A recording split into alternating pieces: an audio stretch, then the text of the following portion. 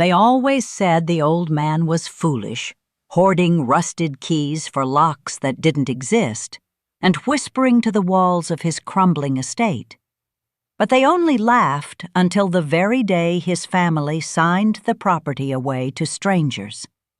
It was only then, as the moving trucks idled in the driveway, that the silent house finally decided to speak, revealing a truth that would change their lives forever. Welcome, my dear friends. Come in from the cold, pull up a cozy chair, and let the warmth of this crackling fire chase away the chill of the world outside. I am so very glad you are here with me today. If you enjoy stories that warm the heart and leave you with a valuable lesson, subscribe to Nanny Granny's Golden Tales and become part of our storytelling family. And tell me in the comments where you're watching from. I love reading every single comment. Our story begins in the sleepy, rain-washed valley of Oakhaven. It was a town where everyone knew your name, but nobody truly knew the man who lived in the towering, dilapidated Victorian house at the very end of Willow Lane. That house belonged to Grandpa Elias. Elias was a quiet, unassuming man whose calloused hands were forever stained with dark wood varnish and rich garden soil. He spent his many days puttering around the sprawling, creaky mansion, quietly fixing things that no one else even realized were broken. When Grandpa Elias passed away on a gentle Tuesday morning, as the autumn leaves were just beginning to fall, he left behind a house filled with decades of dust, fading photographs, and seemingly little else. His only son, Arthur, was a fiercely practical man. Arthur had moved away long ago to the bustling, unforgiving city, a place where time was measured strictly in dollars and success was measured in square footage. Arthur loved his father in his own distant way, but he had never truly understood the old man's simple, quiet existence. Now, Arthur was standing in the overgrown front yard of his childhood home, the cold autumn wind whipping at his expensive but worn trench coat. Beside him stood his 15-year-old son, Leo. Leo had a heart full of wild imagination and eyes that saw magic where others saw only decay. To Leo, Grandpa Elias's house was a magnificent castle. It was a place of endless, joyous games of hide-and-seek, of whispered secrets shared beneath the grand, sweeping staircase, and of magical summer afternoons that smelled heavily of fresh lemon, peppermint, and old pine. But Arthur was drowning. He had recently endured a catastrophic business failure that had swallowed his life savings whole. The relentless ringing of his phone was a constant reminder of creditors waiting for their due. He simply could not afford the luxury of sentimentality. "It is nothing but a teardown, Leo," Arthur said, his voice heavy with exhaustion as he looked up at the sagging roof and the peeling gray paint. "The foundation is settling into the mud. The roof leaks in a dozen places, and the property taxes alone are draining what little I have left. We have no choice. We have to sell it immediately." Leo felt a sharp, heavy ache blooming in the center of his chest. "But, Dad, this is Grandpa's home. It's our history. You can't just hand it over to strangers. He loved every single wooden board in this place." "History doesn't pay the mortgage, son," Arthur replied softly, placing a heavy hand on Leo's shoulder. "I'm sorry, I really am, but the papers are already signed." It was true. In a moment of sheer desperation, Arthur had quietly signed a quick-sale contract with a massive corporate developer named Mr. Sterling. Mr. Sterling was a cold, calculating man who drove a sleek black car and saw no castles, no memories, and no magic. He saw only the highly profitable potential of a completely cleared lot. The bulldozers were officially scheduled to arrive in exactly 14 days. They had 2 weeks to pack up an entire lifetime. The packing process began the very next morning. The atmosphere inside the house was thick with tension and the smell of mothballs. Arthur moved through the rooms like a machine, ruthlessly tossing old clothes, broken tools, and faded knickknacks into heavy black garbage bags. Leo, however, moved slowly, treating every single item as if it were a fragile historical artifact. He carefully wrapped old porcelain teacups, folded threadbare flannel shirts that still held the faint, comforting scent of his grandfather, and polished, tarnished brass doorknobs. "You cannot throw away his personal journals, Dad," Leo suddenly cried out, his voice echoing in the empty hallway. He was clutching a thick stack of worn, leather-bound books to his chest, protecting them from his father's outstretched hand. "Leo, please," Arthur sighed, rubbing his tired eyes. "We live in a cramped 2-bedroom apartment. Where on earth are we going to put 50 dusty notebooks filled with his endless ramblings about tree roots and weather patterns? Put them in the donation box. Let someone else read them." But Leo did not put them in the donation box. When his father turned his back to wrestle with a heavy armchair, Leo swiftly sneaked the heavy journals into his own suitcase, hiding them beneath his sweaters. That night, the storm clouds broke, and heavy rain began to lash against the bedroom window. By the dim, flickering light of a bedside lamp, Leo gently opened the oldest-looking journal. The yellowed pages were incredibly brittle, filled with Grandpa Elias's elegant, sloping handwriting. At first, it was exactly what Arthur had predicted: detailed notes on the optimal time to plant winter wheat, observations on the migration of local swallows, and recipes for homemade wood polish. But as Leo turned deeper into the book, the entries began to change.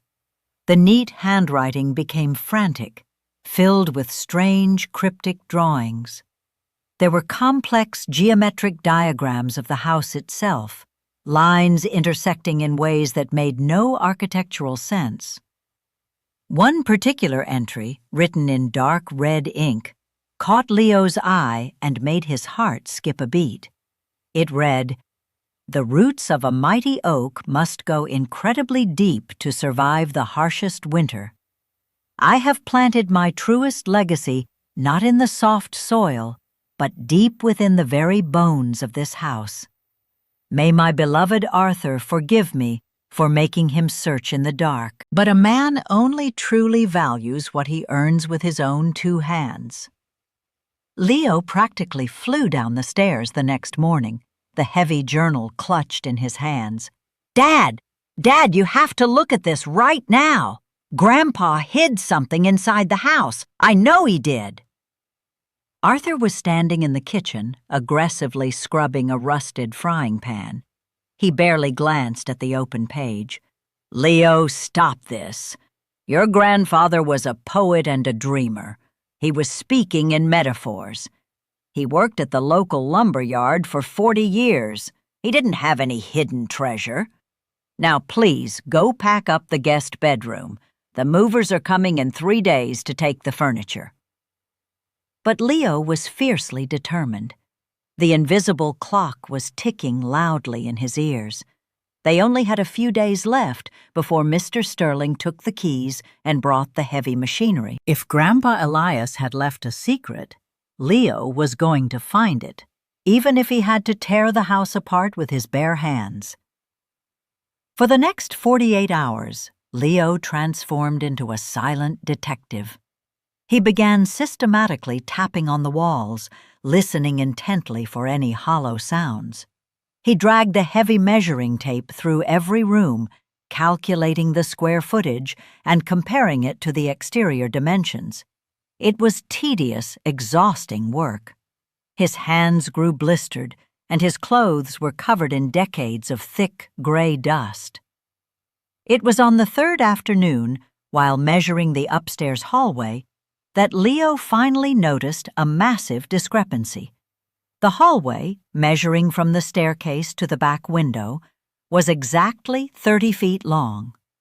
But the master bedroom, which ran parallel to the hallway, was only 22 feet long. There was an entire 8-foot gap of unaccounted space sitting directly behind the heavy oak wardrobe in his grandfather's bedroom.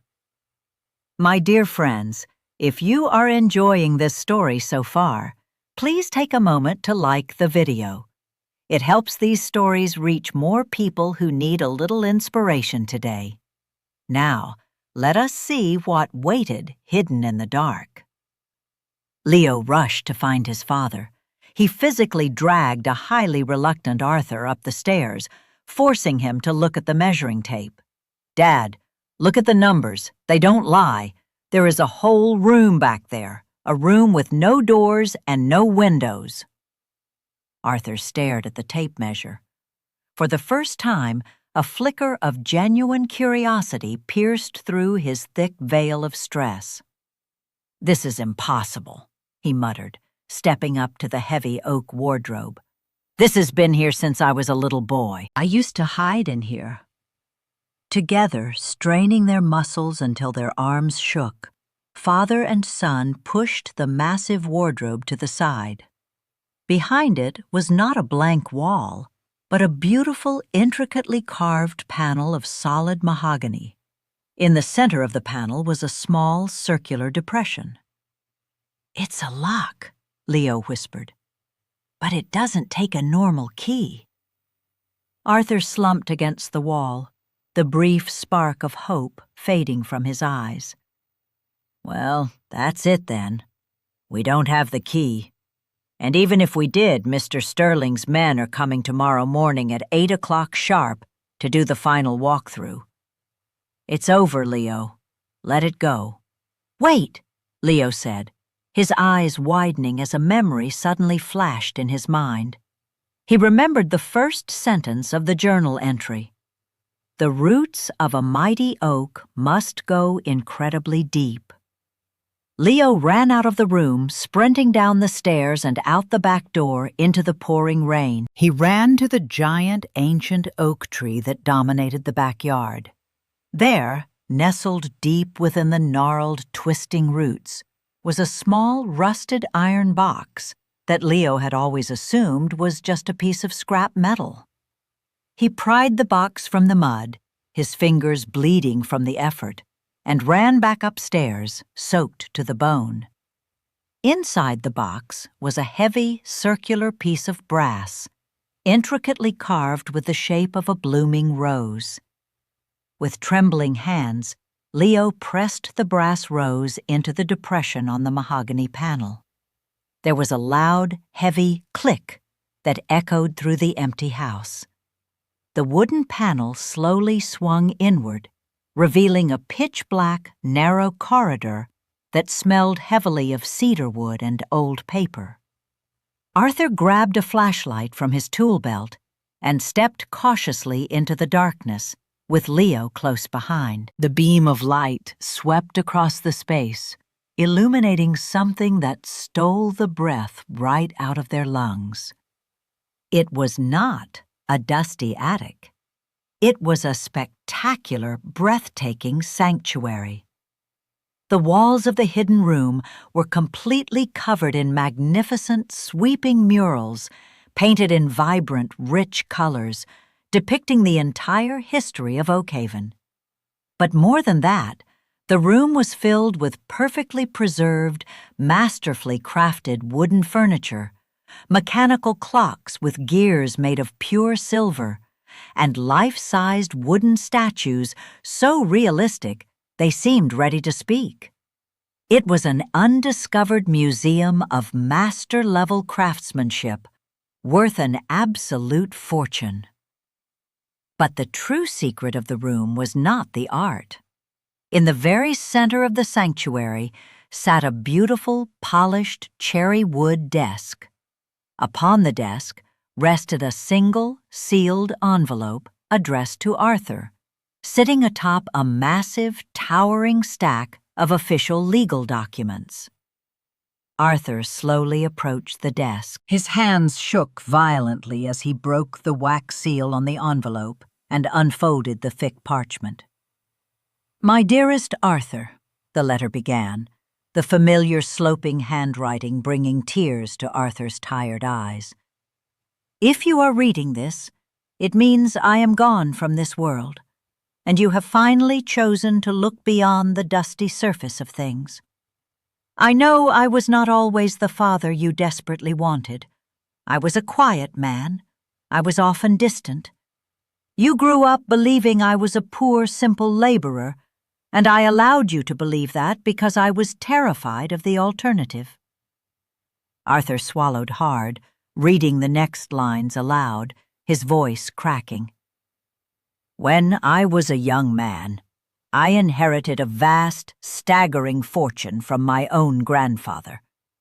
But I watched in horror as that unearned wealth completely destroyed my brother. It made him arrogant, cruel, and lazy. I swore I would never let that terrible poison touch my own son. I wanted you to learn the profound value of hard work, of genuine humility, and of unshakable character. So I hid the money. I lived a simple, humble life." Leo gasped, looking at the towering stack of papers.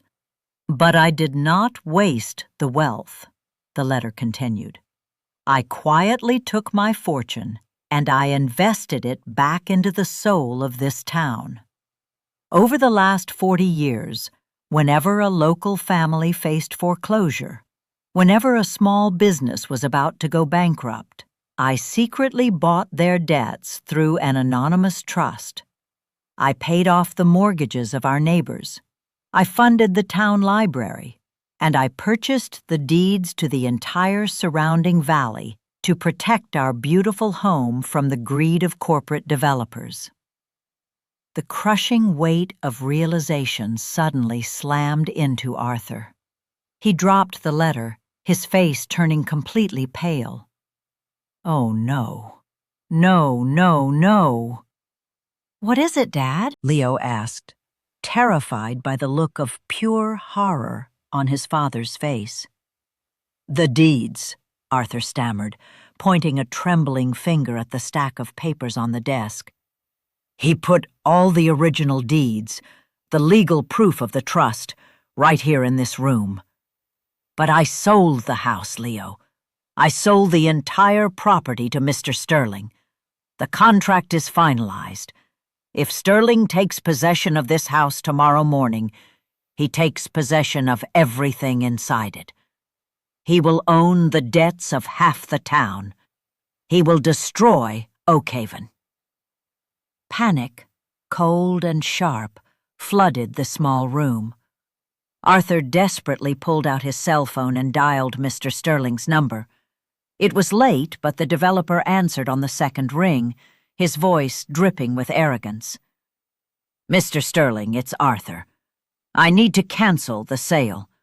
I will return your money plus interest. I cannot let you take the house."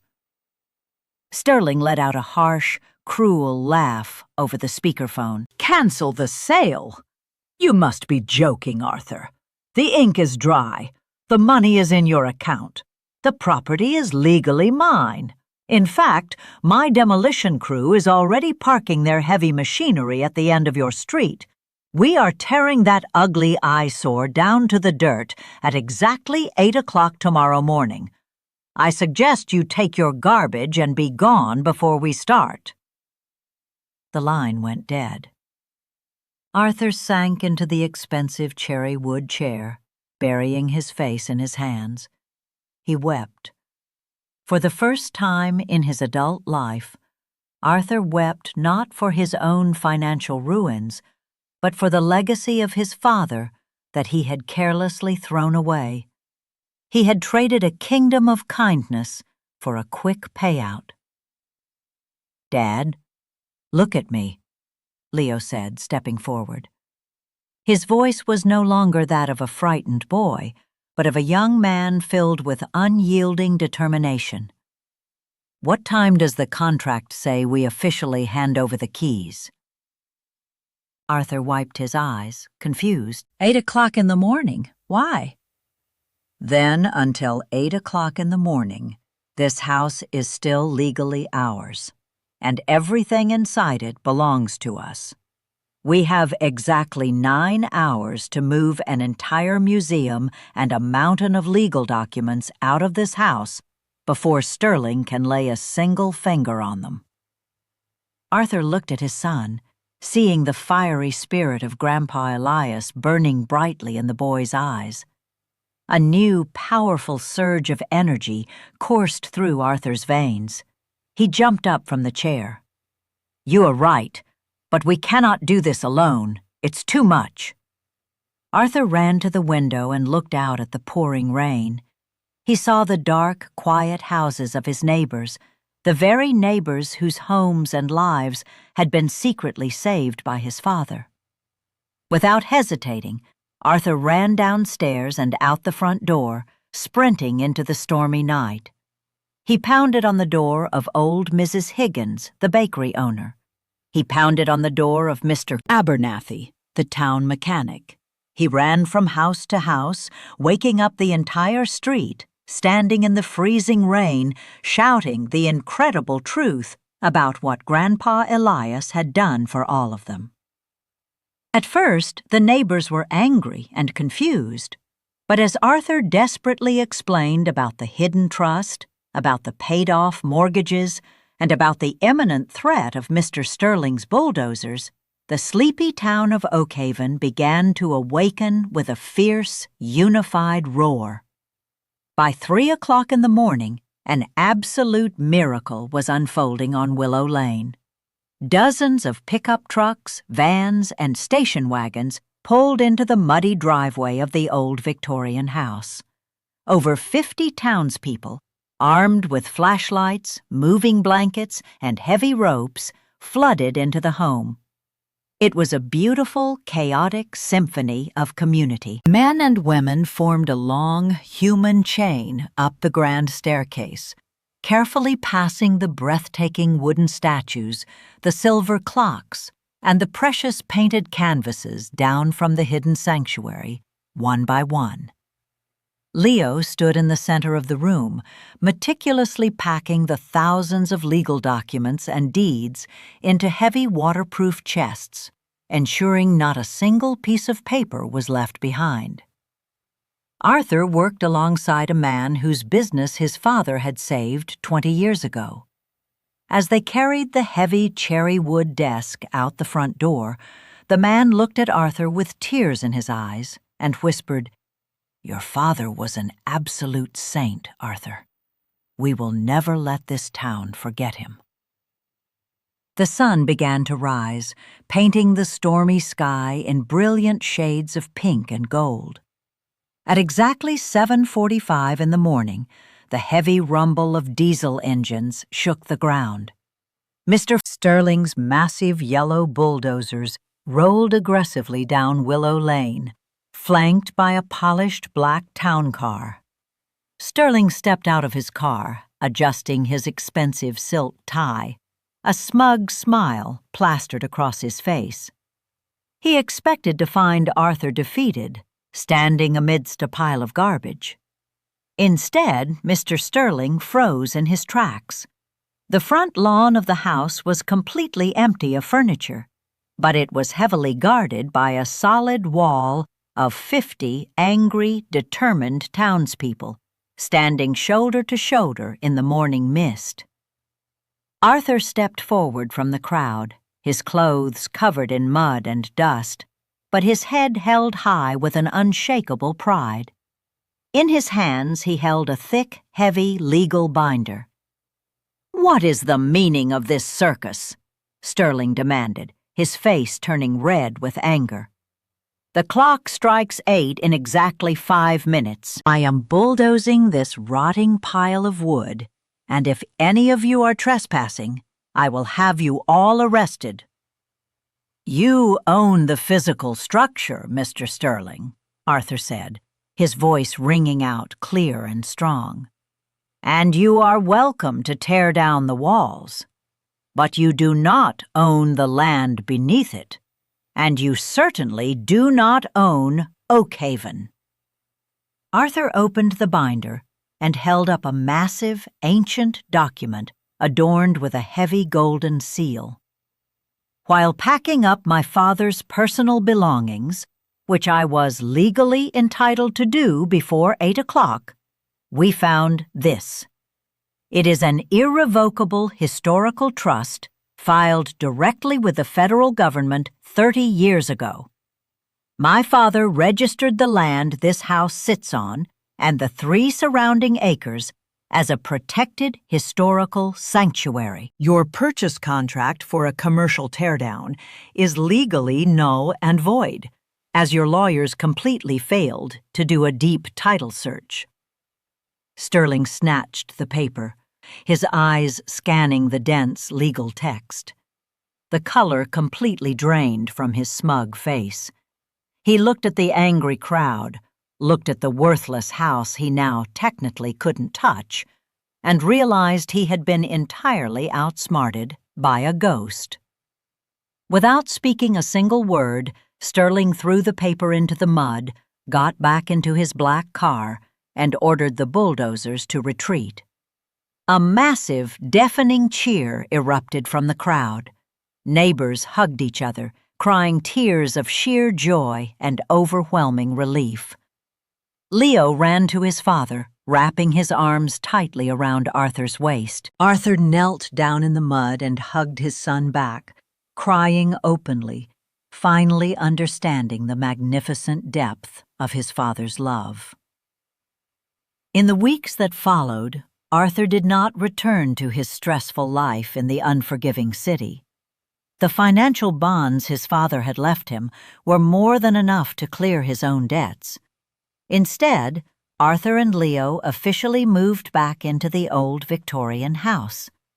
With the help of the grateful townspeople, they began a massive, joyous restoration project. They repaired the sagging roof, repainted the gray walls, and brought the breathtaking wooden statues back into the light, transforming the entire ground floor into the Elias Memorial Museum of Art and History. Arthur finally learned to work with his own hands, his fingers becoming calloused and stained with dark wood varnish, just like his father's. He found a deep, abiding peace he had never known was possible. And that, my dear friends, is the golden truth of the matter. We live in a world that so often trains us to judge a book entirely by its weathered cover, and to judge a house entirely by its peeling paint. We rush through our days chasing shiny, empty things, forgetting that true value is rarely placed out in the open for everyone to see. Sometimes the greatest treasures in this world, the most profound acts of love, the deepest sacrifices, and the purest forms of kindness are quietly hidden beneath layers of dust and years of simple misunderstanding. It takes patience, it takes courage, and most importantly, it takes a willing heart to look past the surface and discover the beautiful secrets that others have left behind for us.